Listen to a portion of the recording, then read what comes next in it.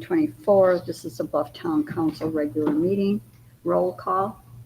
Linda Sosa, Luanne Hook, Jennifer Davila, Britt Hornsby. Ann Leppanen. Erin Nelson, serving as town manager. Then approval of the Bluff Town Council regular meeting minutes for August 6, 2024. Has everybody read them? Are there any changes, modifications? I have one comment on number 7. It talks about the TRT tax, but the TRT you can get no matter what, but it's the resort tax that we have to apply for yearly. It's a separate. So what do you want? Do you want to change to resort tax? Right, yeah, we just call it resort. We do TRT, but you don't have to go through all the hoops and stuff to get it. Resort tax, you have to show that you have this many visitors in your town, and that's the one that you have to put. Any other changes? Yep, in the DRC section number 1, we are process of hiring an architect, not an engineer. It says a couple times in there, engineer. It's not a combination position. Well, we're looking at an architectural firm. I think it's would be I'm okay with like architect slash Slash engineer, as long as it's like combined. any other changes or points of discussion. All right, motion to approve Bluff Town Council regular meeting minutes for August 6, 2024 with amendments. Second. All in favor, say aye. Aye. Aye. Anyone opposed? It's unanimous. Then the next is the Bluff Town Council work session minutes from August 13th, 2024. Has everybody read them? Are there any changes, modifications, points of discussion? Oh, I had something. That's the one, it just mentioned in number 3 and number 6, there's a typo. It should be BWW instead of BWW. It's just a typo.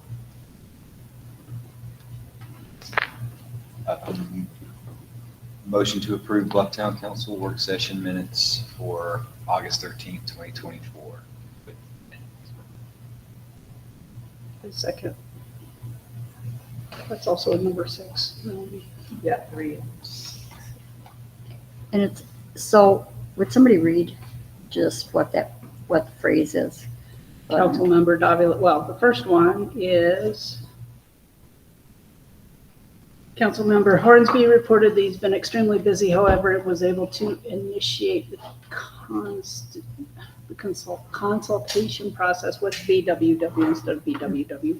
And so, Bluff Waterworks. yeah, so why don't we put in Bluff Waterworks so that it's a little easier? Because when we use acronyms, we're all used to them, but our note taker may not Right. Yeah. be Okay. completely familiar. I will give you eventually. Yeah. People Not worried at all, but also the people public. reading- People The reading public it is does. why I usually ask for someone to fill that, because I'll be like, I don't know what it is in the BWW is one we use all the time. Which is another point before I take the vote here. People have gotten in the habit of just using first names when they're talking about somebody, and somebody reading, you have to assume the public is reading those minutes. And so we need to get back in the habit, all of us, of if we're saying that we met with so-and-so, don't assume everybody knows who Michael is, for instance. So grab us if we start doing that. Yeah, and you can ask questions. Okay, so could I like interject and like, what's their full name? Yeah. Just ask for clarification. Clarify, yeah. Clarify what it's during the meeting or later or whatever, but yeah. Then all in favor say aye. Aye. Aye. Anyone opposed? It's unanimous. Then approval of the Bluff Town Council and Utah Dene Vacaya minutes for the joint opening of bids for the Cooperative Cultural Center project on August 13th, 2024. Has everybody read them, and are there any changes, points, modification? All right, motion to approve Bluff Town Council and Utah Nebuchadnezzar meetings for joint opening of bids for Cooperative Cultural Center project on August 13th, 2020. Second. All in favor, say aye. Aye. Aye. Anyone opposed? It's unanimous. Excuse me. This is public comment. There will be a 3-minute time limit for each person wishing to make a public comment. If you exceed the 3-minute time limit without permission, the meeting controller will mute you. Prior to the meeting, put your name in the chat box or raise the hand icon if you wish to make public comment. We do not have any members of the public present at this time. Are there any people online? I am not showing that any of the online audience members have indicated that they want to make a public comment today. Then we will close public comment and move to number 1. This is an update from Class C Roads Committee, but not limited to the Jones and DeMille. I'm getting some feedback here. Michael, he just unmuted himself. Oh. Engineering proposals, Cap Canyon, the erosion and discussion of signage and annual sign inspection. And so, Michael, are you on? Hi, everyone. So, Michael, do you want to give an update on these proposals and what you've been thinking about for future work? Yeah, sure. Right now, the focus has been on Calf Canyon Road, the erosion problem out there. And Friday I received a detail of what that fix would be, and I was planning to share it with the Roads Committee meeting tomorrow. So they've done design. We're moving forward to a point where we'll have a bid package and a order of magnitude or budget estimate of what it will cost. Looking further down the road, I'm planning to put together an RFP for the replacement of the road surface on Black Locust, 7th Street East and Navajo Twin Drive.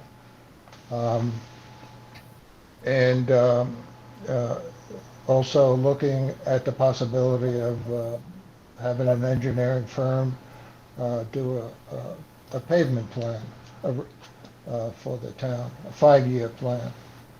So that's what's going on in that category. And on the discussion of signage and the sign inspection, should we hold that until the road committee meeting tomorrow and then bring that back? I think so, because there's a number of things that I think should be done with signs, and I'm sure other committee members have ideas, so it gets a little involved. Luanne, are you okay with that? Yeah, tomorrow we've got a committee meeting that's kind of a committee meeting, everything. I want to comment back to the other if. Go ahead.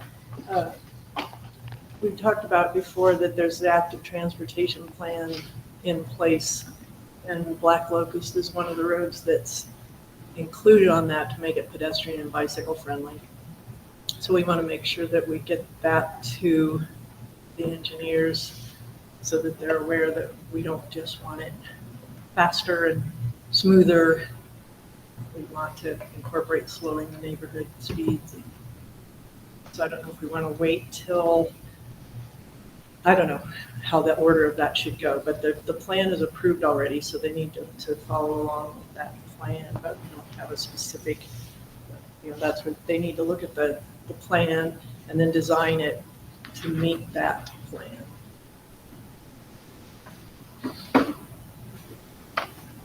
Any questions for Michael Havicon or any suggestions for the road committee? We're meeting tomorrow at 3. And we can talk about all those specifics, cattle guards and whatnot tomorrow. Okay. I feel like, unless there's questions. Okay, if there are no questions, then we'll move to Let's number. see, I'm sorry. I do have one question for you, Michael. Are they coming to do that repair? Are they that far along to do the repair on Calf Canyon? Where it's at is, like I said, I just received the detail for the fix.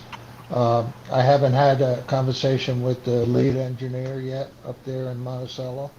And once I get a status on that, he's out of town on a project and probably be back on Thursday. So,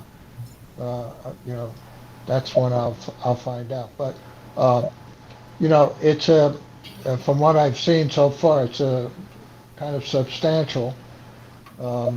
And it's not something that C Roads Funds is capable of doesn't C Roads doesn't have the money for this kind of repair, so the funding would have to come from another source. Okay. Did I miss it or can you send it to us, that proposal they said? Can you send it to at least our road committee? Or did you already and I missed it? I'm sorry, I didn't catch that. From Jones and DeMille, can you send what that proposal is so I can just take a look at it before tomorrow? Yeah, it's not a proposal, it's a detail. I'll send it out. Okay, yeah, thank you. All right.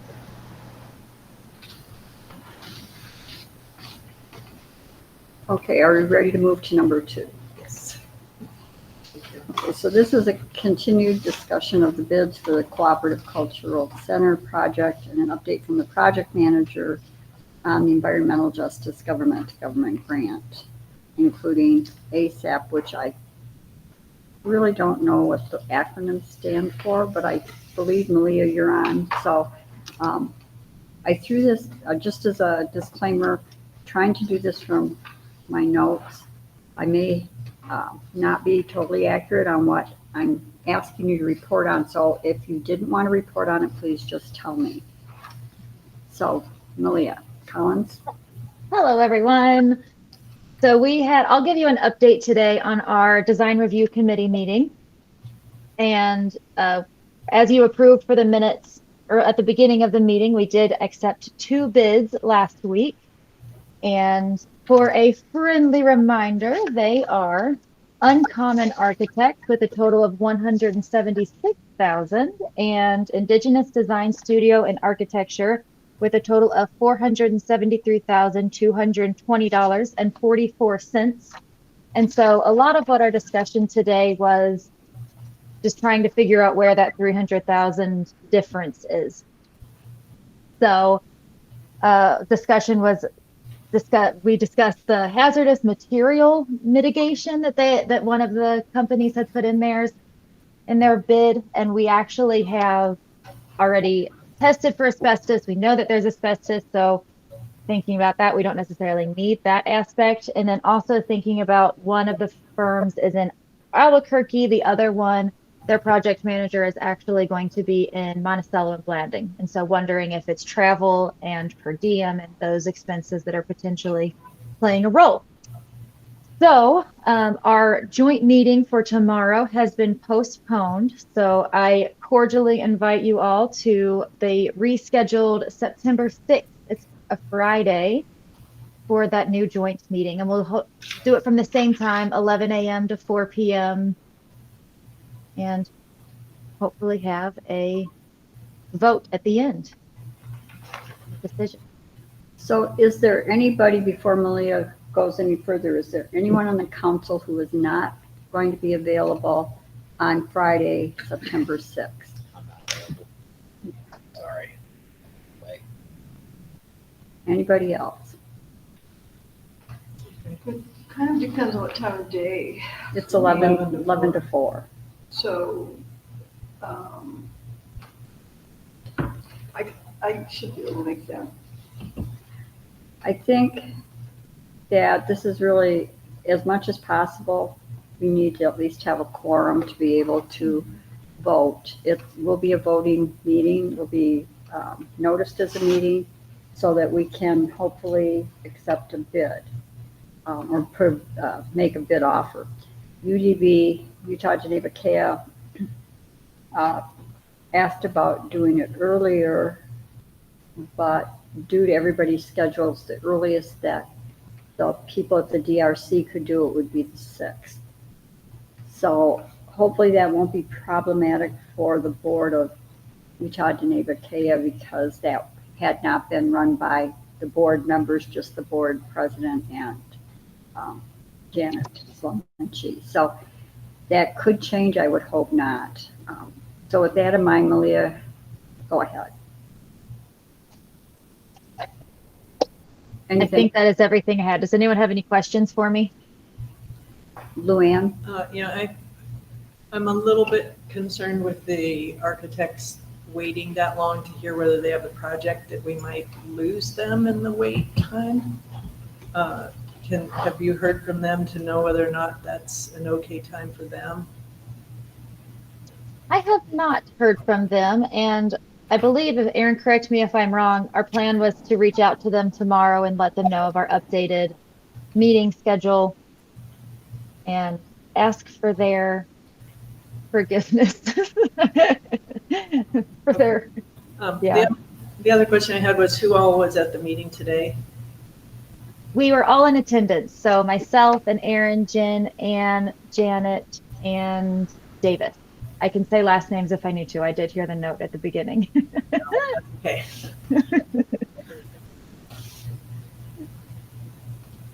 And to kind of go to that question, Lou, I'm going to be, so because of unforeseen circumstances and a funeral tomorrow had to be postponed.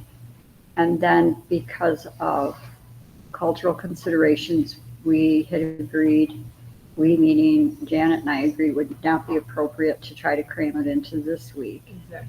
And so then I leave to take care of business in North Carolina, and I don't come back until the 4th. Davis Philfrith is having eye surgery at the end of the month. I know there are several other vacations in there and time off, and that was the first date that we could all, that were in the room, could come up with that would be reasonable. And it's Labor Day in between there too. I just hoping that it's good with her. I think Erin and Malia will be very persuasive in their comments to these bidders that. I appreciate everyone's patience. When I originally put out the timeline, most of that was considered, which is why we had a pretty aggressive date of August 13th, but we can only do what we can do. But yes, we will reach out to them. I personally don't think it would impact their willingness to accept a contract, but I do think that it's important that we have a contract ready for them to sign as soon as we notify them. So I can work with Chris to make sure that that is ready to go no matter who we choose. And that'll kind of be the template for all the other contracts we do with this. So I will make sure it's ready by September 6th so we can literally send it over with the notice of award. And then go ahead, Malia. Sounds great. Thank you, Erin. And I was just going to add that because of ongoing questions from Janet Sloman-Chi about the building and the purchase and the dynamics behind it, Malia is going to meet with the board of Utah Geneva Kea and go through the grants, kind of answer the questions that are relevant to the funding for this particular grant, which I do want to remind everybody, the EPA grant is an infrastructure grant. It does not include doing a bunch of beautiful aesthetics. And so Malia is going to be walking the board, hopefully, through those questions and deflecting any questions related to how the purchase happened to the council. So, Do you want an update on ASAP? Yes. Okay. And So- what does it? I just looked it up. It is the automated standard application for payments, which ASAP is quite good. The ASAP thing, we are all set up. We've got people assigned. Our wonderful new bookkeeper was able to get all the banking information in. They needed about 10 days or so to confirm everything.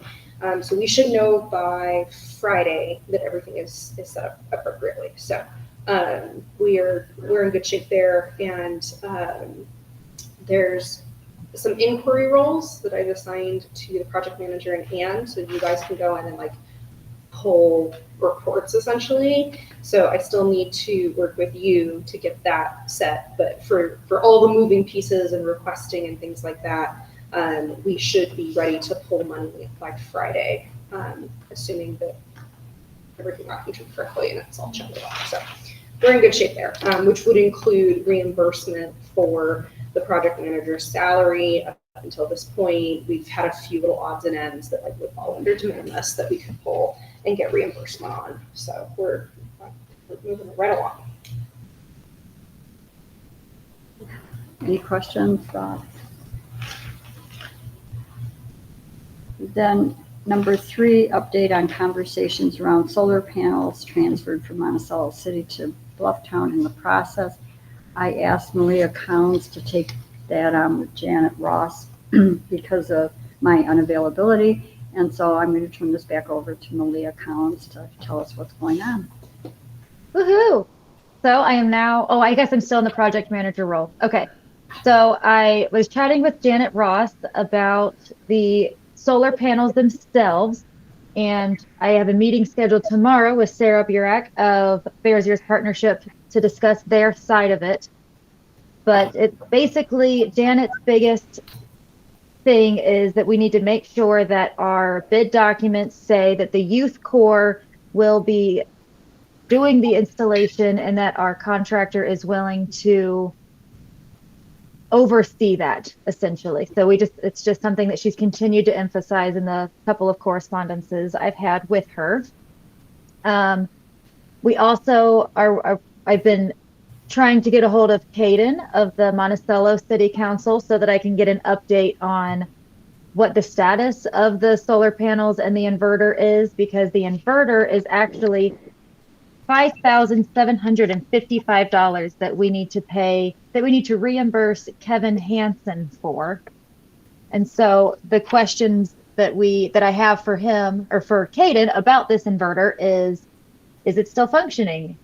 Is this something that we need to get a quote for? So basically just a little bit more clarification around that.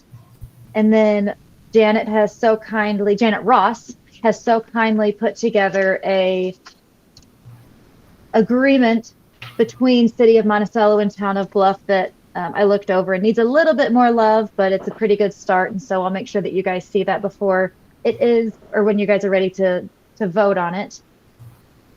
And the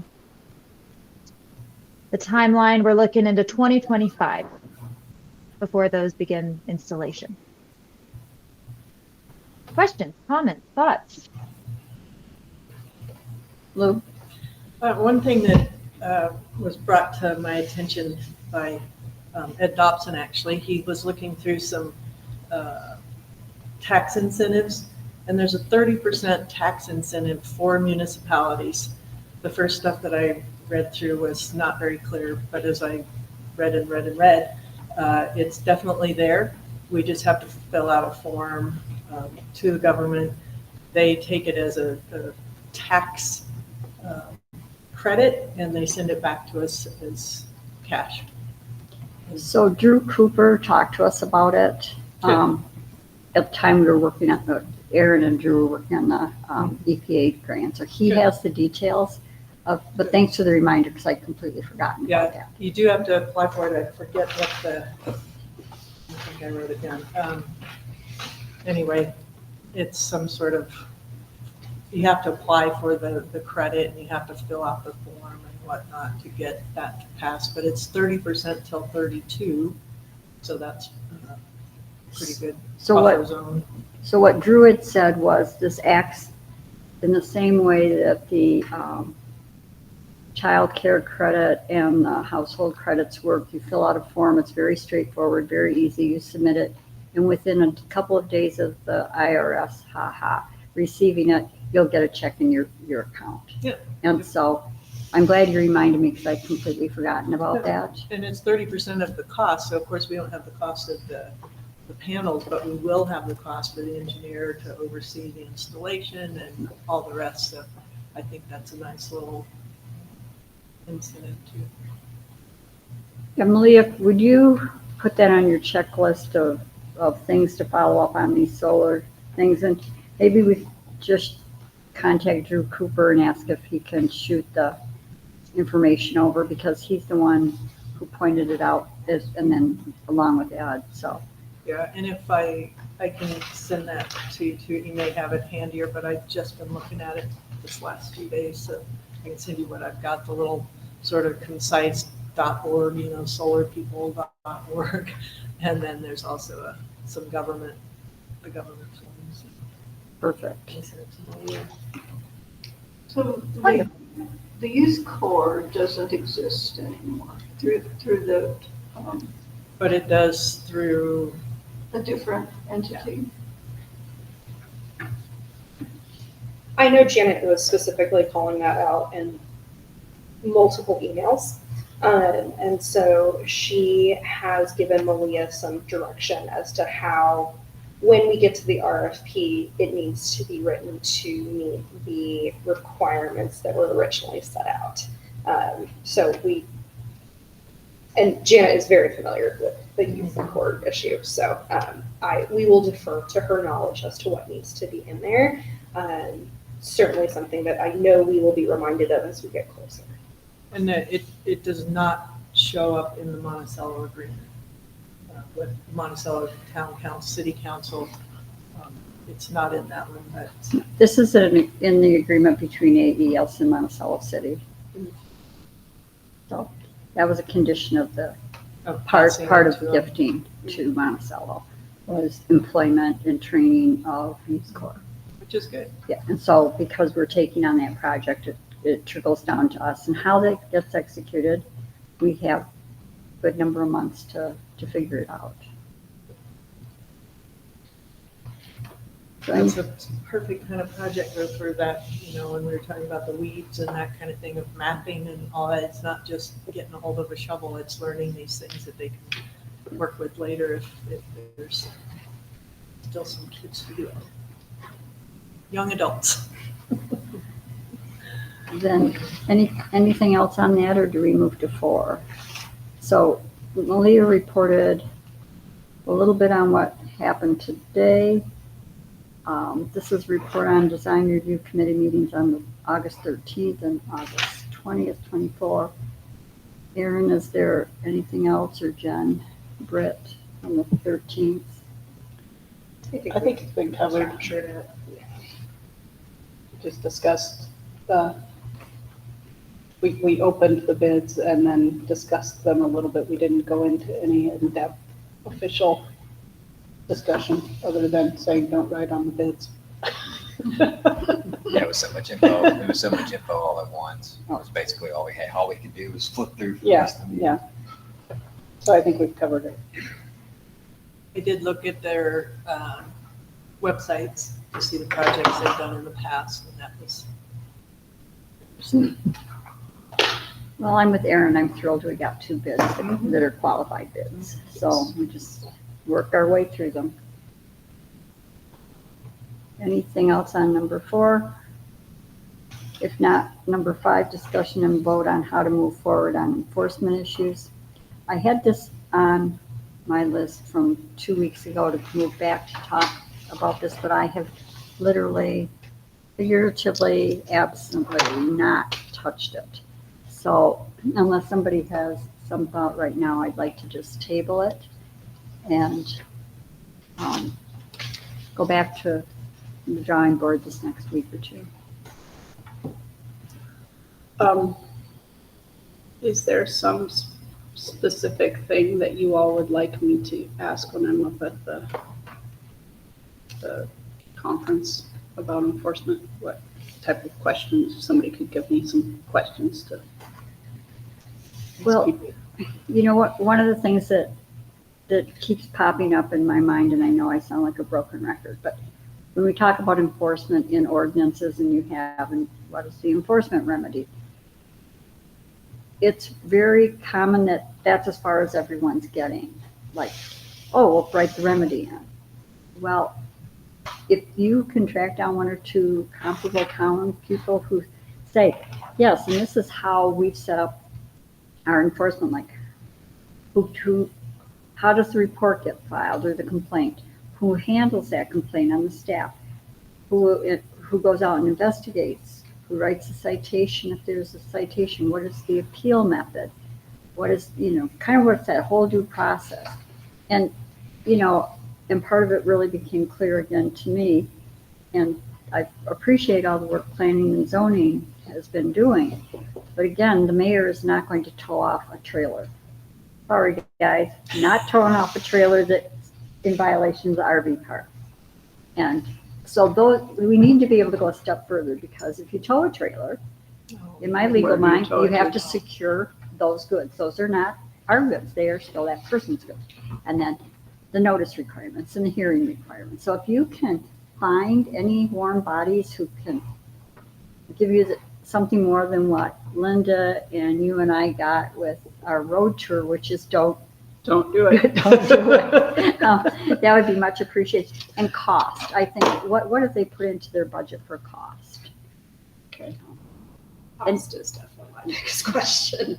And specifically, like code enforcement cost versus law enforcement cost, or do they combine it all when they're budgeting? My assumption is no, but especially like the smaller communities, what is code enforcement specifically setting them back, and how do they? What additional items are we maybe missing besides just like the officer? Like, is there software that they're paying for? Is there, the processing and administration? Like, if we can just get a high level breakdown, that would be, I don't need their amounts, just like how they're breaking it down would be great. Even if you come up with a town and a warm body that we can call and do a Zoom call with and run the questions through, because, I mean, it's very important if we're going to put enforcement remedies into ordinances that we actually enforce them. And that's something we've struggled with. Yeah, if you can find somebody that's interested in it and is willing to share what they've found, that would be ideal. And I would just like to reiterate that I think the education is the first thing that we need to do on all of these ordinances, is educate individuals, but educate the people in town at large. We're a town now, we've got this and this, we have all decided this is important, from the dark skies and the noise and the dogs or whatever, and just really push the education. And even with speed limits and things, that the state does a lot of, hey, wear your seatbelt, go the speed, you're going to get pulled over. All those ads are aimed at education. So I think we need to do that first, and then when people can't understand that part and want to do it anyway, then you move to the next step. And then there's, you can do incentives. We talked about that with the dark sky. It's giving businesses a little sticker or whatever it is to say, hey, we're compliant with the dark skies, we're supportive of dark skies. And it puts a little peer pressure on your neighbors or on the other businesses or whatever the case may be. So I tend to want to go that way first, and then figure out later and we can get it all set up, but I think we need to do a whole lot more of the education and incentives and whatnot to get people to work cooperatively in town instead of trying to nail people and point out people doing wrong and so on. I'd like to go at a more positive role. And I don't disagree with you on that, Lou, but I think enforcement is a totally separate animal from education. And, getting the information out, we should have a discussion about who's going to disseminate information. I feel like we are so transparent with posting. We're not a large community. We post the minutes. You can listen to the meetings. I find it really hard to believe that there's more than a handful of people who are uninformed. I think education is great. And so maybe it's with a future ordinance like the RV ordinance. Who's going to get the education out there short of the public hearings that you hold and the voting that you hold and the whatever? Well, we've got ordinances right now that are not being enforced. And I think they're two separate things, and I don't disagree with you. Education is important. And maybe that's something we look at contracting out to somebody. A couple hours a month, put together a pamphlet. Or just the the email out from Lois's or whatever, just something, the little flyers, but on an email. I know we don't do Instagram and whatnot, but that sort of thing, I think, just to kind of aim at cooperativeness, not the negative so much. Well, we've already set up the negative by having enforcement remedies, and that's the egg before the chicken kind of argument. But I don't disagree with it, and certainly we could put that on a work session to talk about how do you do in the future education before the hammer comes down. Well, even with the ordinances in place, we can let people know that they are in place. And Yeah, do you really think that there's anyone sitting out there that doesn't know? Yeah. Really? I do. There are only a few people that really watch our meetings and really read all the minutes. We're a little handful of people, but there are a lot of people that hardly know we're in town. Yeah, I think you just do both. You just have education stuff going. You have to have a mechanism, or there's no point in having a rule. So Right. you Yeah, just have to do both. And Yeah. I agree, contracting out or something would be great. Or the committee thing. When there's a topic that people are really interested in, they're here. They have ways of knowing.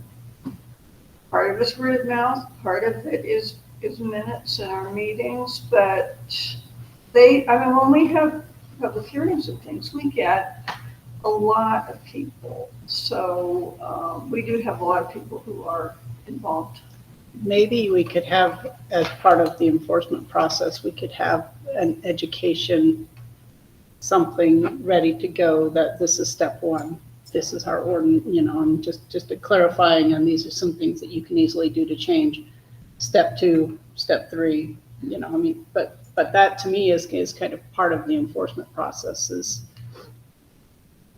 we're not going to hit you with a big fine your first warning, but this is what you're going to get, and then if you get another warning, then you're going to, And Amanda Podmore with Planning and Zoning has made a Venn diagram for how what you have to do. That's kind of a basic, doesn't list out every single ordinance, but it's like, hey, if you're going to do this, what happens next? And a little more user friendly. We might be able to do some of that on our ordinances.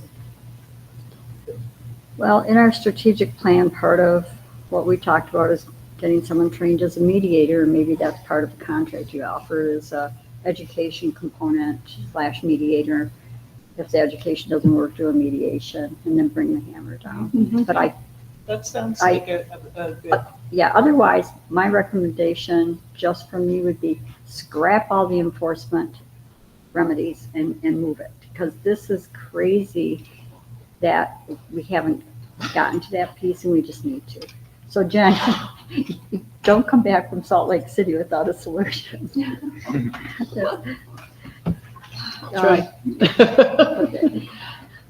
Anything else on that? Nope. We missed the public comment, Mr. Dobson, sorry. I'll send you an email. Thank you. So number 6, report on Bluff Waterworks meeting on August 14th, 2024. Linda and Britt went. I did not. Seemed like a pretty routine meeting for them. It was maybe 15 minutes, 20 minutes long, something like that. 10 minutes long. The main thing that came up with, in terms of our body, is there was some question about me and Linda being the choices for going to the consultation with BWW. Mark's expressed concern with it. He would prefer Jen be on it, and was going to email with Gary about it. But that was the only thing that came up as far as our body or anything seemingly out of the ordinary for the meeting. And when he brought that up, I said that our Assumption.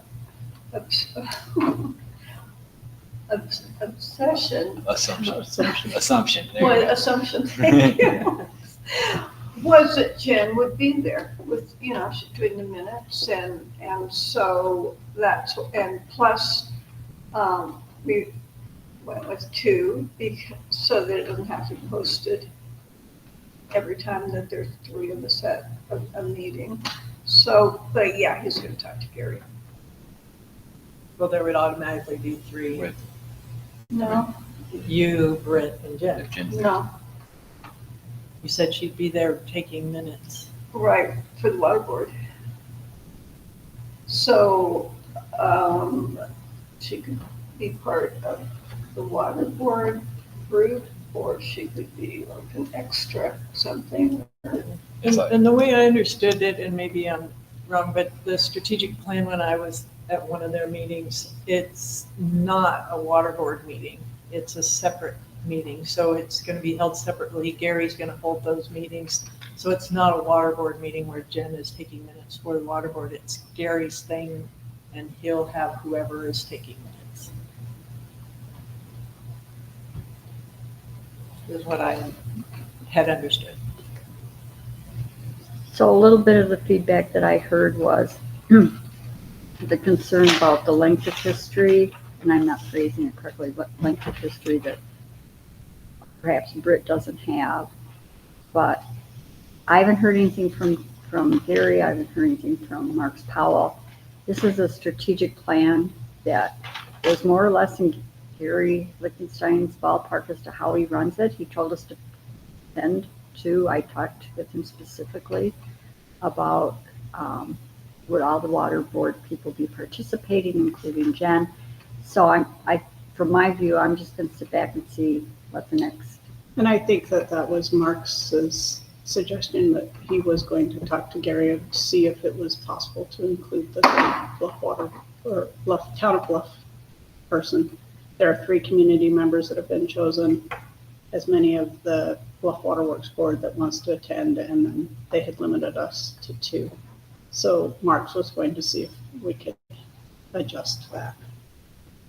So, I think having done participated in some other strategic plans other than ours, that's kind of, in my opinion, in the strategic planner's role. That's what he does. And he approved who we asked to do it. So I'm just going to sit back and let it play out. Yep. There's no point in. I want to be clear, Marks wasn't like rude about it or anything, but that was the only thing that came up that was not seemingly out of the ordinary for them. Yeah. No, and that's why there's no point in jumping on anything or trying to do anything. Let's just see what they come up with. And we're looking at October anyway before the first Right. meeting. So Right. Yeah. And weren't we talking about noticing those? He's only going to have like 3 meetings anyway, so that anybody could go that wanted to go. right, yeah. So what I would do, or the council would do, or whoever, is put the same kind of notice we do for everything else. It could be viewed as a meeting, like dinner with John Curtis went, right? That was posted. So people would know that we were all going to be in the same space. And it just doesn't mean you're going to participate to physically be there. So. And then Jen, when's the next meeting? Do you know right offhand? It is September 11th. Oh, nice. Yeah. Okay, and if there's nothing further, let's do an update on the training of the bookkeeper and Zions Bank. And I kind of assign that to Erin. Let's give it to Linda. Okay, Linda. Linda, you're on. How's the training going with the bookkeeper and then Zions, whoever has information? So it's going good. We're focused on the expense and revenue right now. And so Melanie's been doing a lot of it. It's really basic, but then there's so many little details. And so she's doing great. We're basically just doing things as they come up. So today we did bookkeeping and some reconciliation and added deposits. So it's going, I think it's going great. Okay. Is there anything with Zion that's going on? I've been Zion, but I have no idea why. I was just, I have reached out to Zion's and with Britt's help as mayor pro tem last week to get Melanie access to like an online portal so she can have the resources to do that portion of the job. And then, I think if there's anything else major, like overlying or audit with this. But yeah, so Melanie should have access, but she is not a signatory, so she can see everything. She's also been doing a lot of work to research online baking, and so both facets, both people paying us and us paying other people. So she is working on that diligently, and so weird to talk about you while you're here, but you are doing a great job. So yeah, a little bit of research has gotten some good information, and there have been just a couple additional things that I've asked her to take a look at, and then we can compare some things before we make a recommendation to council as to how to proceed. But yeah, really appreciate all of her help. It's a big project. Have you looked in at the PTIF situation, What about it specifically? just of moving more out or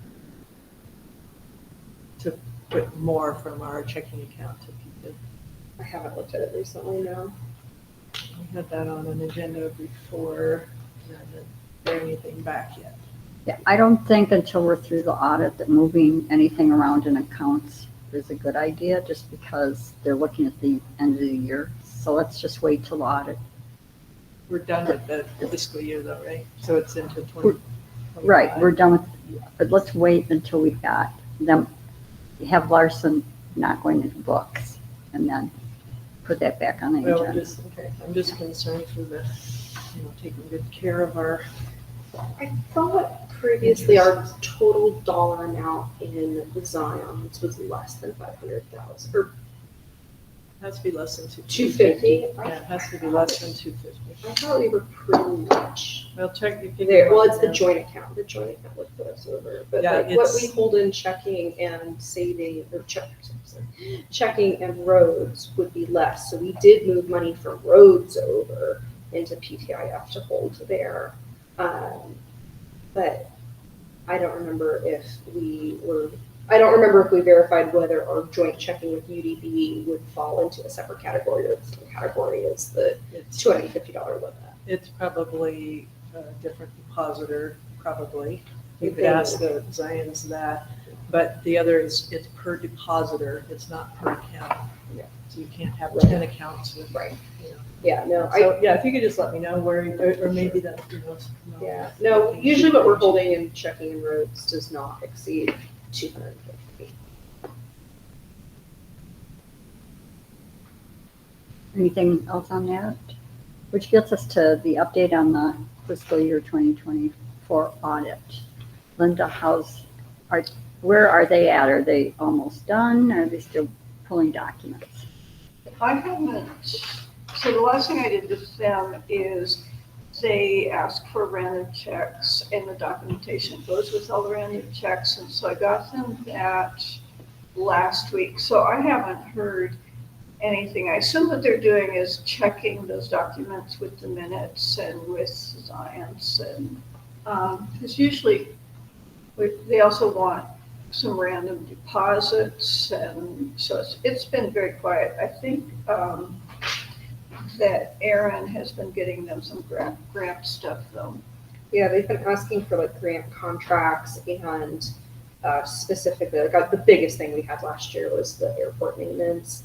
And so they want to see the contracts for that and then the list of expenditures and revenues for that matching grant from UDOT. So I haven't heard, I don't know if I need to send it over, you don't hear back until they're finished. But they have been very interested in that one because it is such a large portion of our budget for last year. The airport. Yes, correct.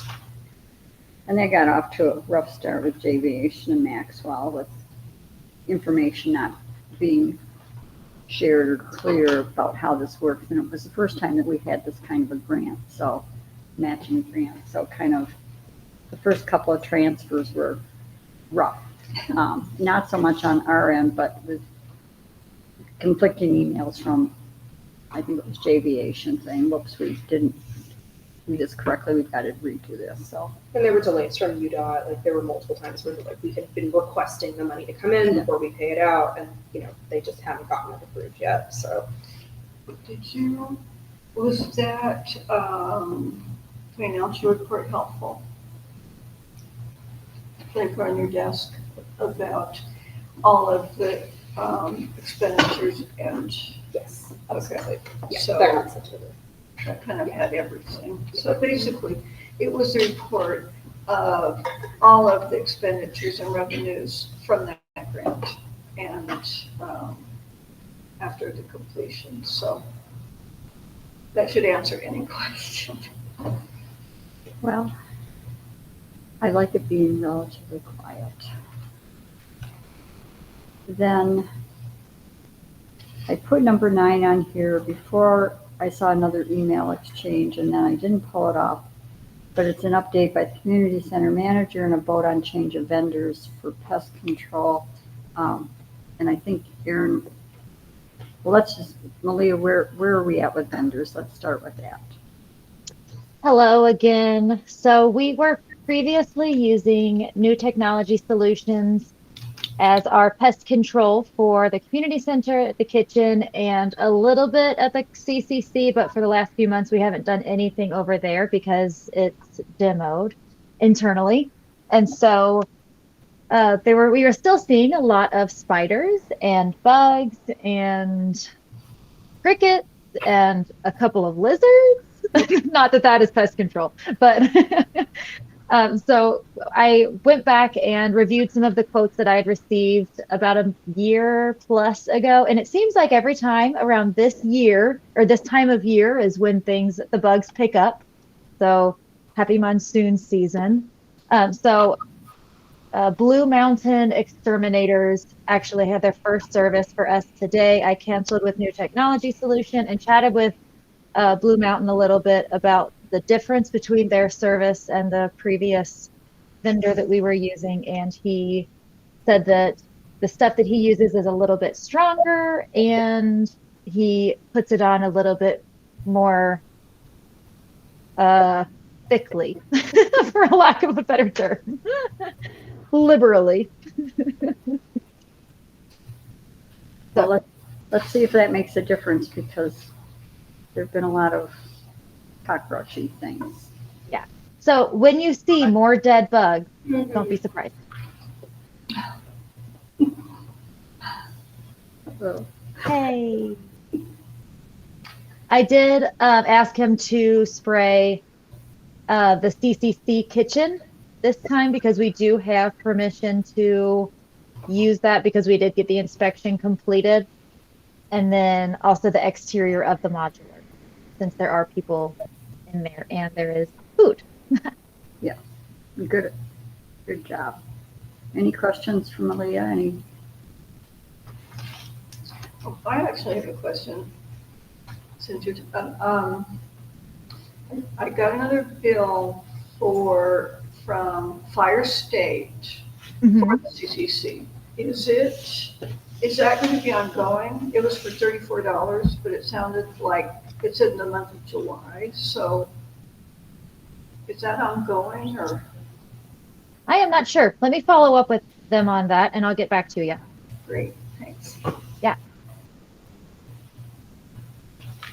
Okay, moving to number 10, we've talked about it, but discussion about rescheduling the joint meeting with Utah Geneva KF. I'll keep everyone posted, or Erin or Malia will, whatever we hear back from UDB about being able to do that meeting. I think that Davis Filfred's idea was to toss it out tomorrow at the funeral, because most of the board members will be there and get a sense as to who's available and who's not. Then Linda, results of Bluff Wellness Survey.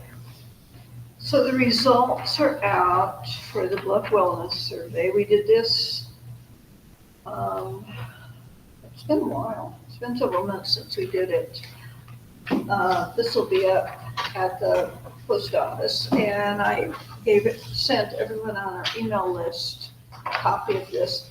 to get our results, you just go down to the link and click on the link. And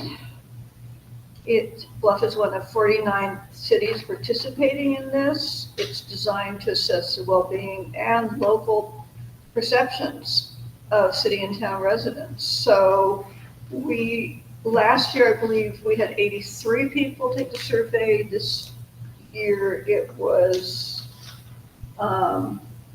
65, which is still really good because, people get burned out of surveys after a while and doing it over and over. But it has really interesting information on it about how people perceive things, what people would like, how they feel about their own wellness and the wellness of the town.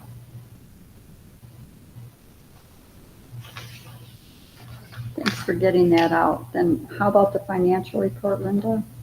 So I sent out the August financial report that has several things on it from July, because July was kind of a short month. And so not all the invoices came in. And I noted that the one for Office Depot is $2.32 that we charged. And that's because we recycle ink cartridges. So I just want to thank everyone listening who has given me ink cartridges every year. And so we ended up getting paper and other things and just had to pay basically $2. Are there any questions about this?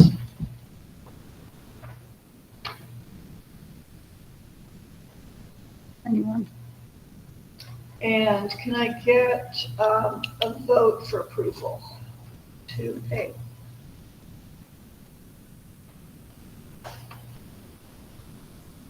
Motion to pay the bills.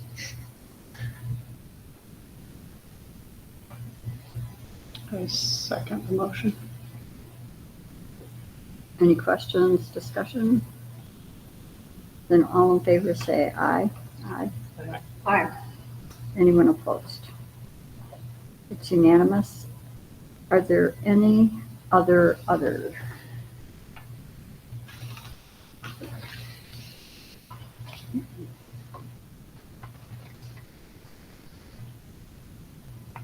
So reminder, John Curtis is coming tomorrow.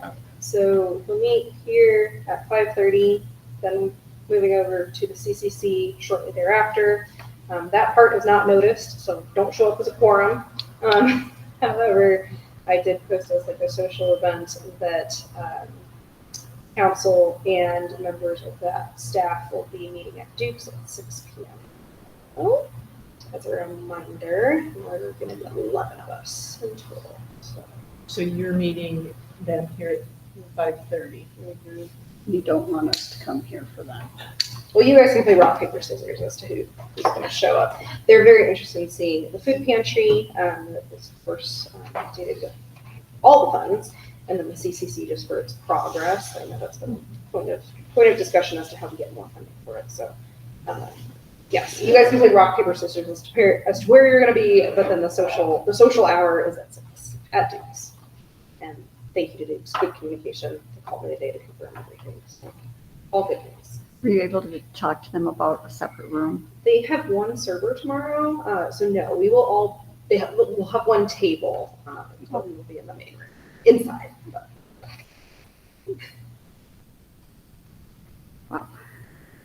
Wow.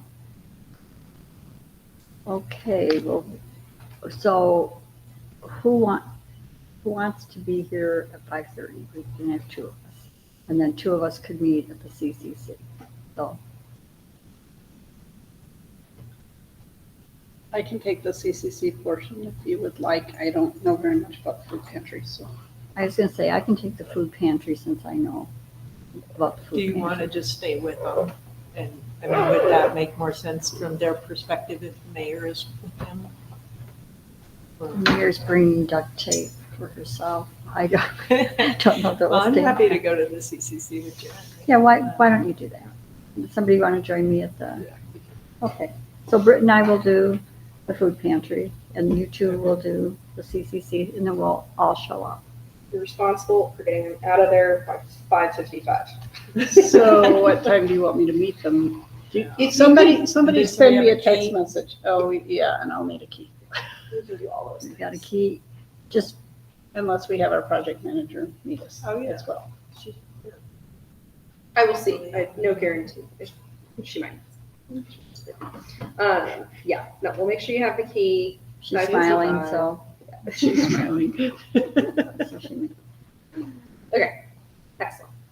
okay. I know Yeah, there's some, I'll just give you. a heads up. Yeah. Exactly. Yeah, we can just shoot me a be text there. when they're about done over here, and We I'll just can- run over. We can be there for till or some 20 till, Yeah, I'd say like 20 till, I'd say. and then you can text us if they're running late or something. Which is, that does happen. So we will, yeah, if they're running late, we will definitely make sure you are aware.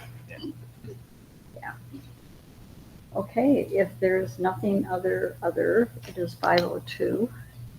Motion to adjourn. Second. All in favor, say aye. Aye. Aye.